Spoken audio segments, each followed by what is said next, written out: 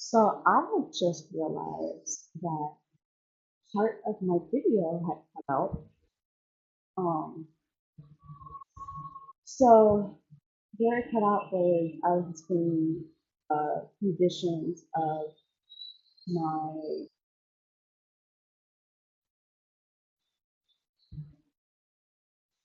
husband's house. So before I moved out, like a year, at this time it was like a year, almost 2 years. Um, it was the house condition was getting bad, but it wasn't now I would consider it to be unlivable, but it's, because the house is brand new when they moved in. Like I moved in at the same time they moved in, as soon as they got the house, everything, they got the key that day and they moved in. Um, so if that being said, I moved in the same day. So I knew the condition of the house was it was used. It was not new, but it was if I could find the pictures online, I would try to add them of like how the house used to look and then picture what I'm trying to describe to you. So it was nothing wrong with it. There was no holes. There was no nothing. Um, but but when without when they moved in, they didn't clean their trailer that we moved from. So they had roaches in the stuff that they moved. They didn't bother to like shake stuff out or try to get rid of the roaches prior to moving. So when they moved in, they moved in with roaches. So like over the years, because we been there, this yep, July 3rd, I think makes 3 years. Um, because we got married on the 21st or the 28th.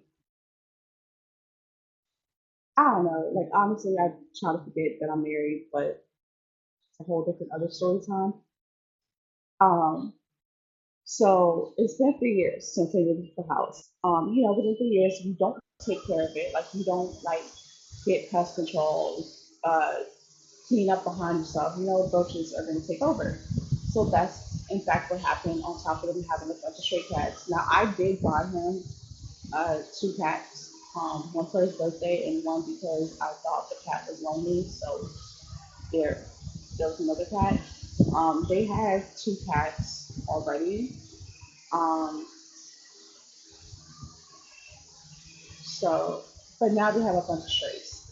I did not know that. I knew that I had left my dog there because I had no other choice. They did not take care of my dog.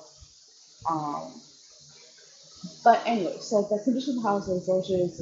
You can't use clean the tub. Like the tub is disgusting. He has a colostomy bag and he doesn't clean it properly or clean up after himself after he does what he needs to do with it. So it was just disgusting, overall disgusting. But the room that I was in, that used to be his room, while I was there, um, I bombed it like the roach bombs like 3 times. I'm not sure if I'm allowed to say that. I don't know, I might get censored for that. I sprayed it down like I made him buy roach spray. I made him buy bleach. I made him buy cleaning supplies because they have like, and no shade to Dollar Tree. Like Dollar Tree has super products, but they were they have a whole closet full of cleaning supplies we don't use. Um, so the mom got mad when I started cleaning or whatever because I would literally have to clean the tub and shower every time. I I mean the tub and toilet every time I had to go use it. And the sink was unusable because they broke the sink like a year earlier to that. I don't know why. Um, but like they break stuff on purpose. Um, so it was probably maybe a month or two. I could probably see in my text message when it was. It's probably like a month or two after I've been there because I got there December of 2023. Um, so it was definitely after January. So it's probably either February or March. the ex-girlfriend or girlfriend, whatever she is to him. I don't really care. They say they're not together, but he likes to play around. Um, so uh, they got into an argument or whatever. I had told her we had a conversation prior to this. I was like, I don't, because she had showed me a text message of her saying if I moved back to the house, she was gonna call CPS because of the condition of the house because I had my son. I had told her prior to this, don't bring my kid into the situation. At that time, I was pregnant with my daughter and I had my son. The reason why I moved this way because I had nowhere else to go. The shelters were full. Um, really didn't want to put my son in shelter, but they were full anyway. It was a waiting list, and that was the only place I had to go. Um, so I did what I had to do.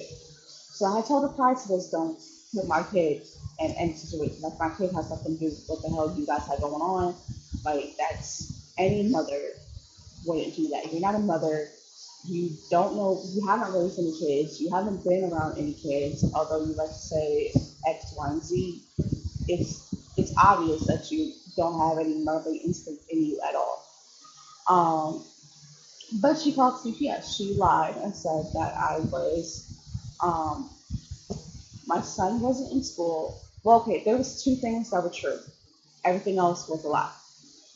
She said that my son wasn't in school, and my son wasn't in school.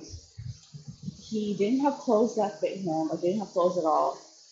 He had no food to eat. He had no shoes, and I was playing with myself in front of him, and um,